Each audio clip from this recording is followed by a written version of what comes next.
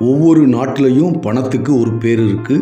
இந்தியாவில் தமிழில் ரூபாய்னு சொல்கிறோம், ஆங்கிலத்தில் ருப்பின்னு சொல்கிறோம். இந்திய ரூபாயோட கரன்சி கோட் INR. இதோட சிம்பல், இந்த சிம்பலை வடிவமைச்சது டி. உதயகுமார். ஆண்டு 2010 ஜூலை 15. டி. உதயகுமார் 1978 கள்ளக்குறிச்சியில் பிறந்தார். இவரோட அப்பா பேர் தர்மலிங்கம். சென்னை லாச்சாட்லைன் ஜூனியர் காலேஜில் படித்தார். 2001 அண்ணா யூனிவர்சிட்டியில் BArch முடித்தார். 2003 பாம்பே IITயில் மாஸ்டர் ஆஃப் டிசைன் பண்ணார்.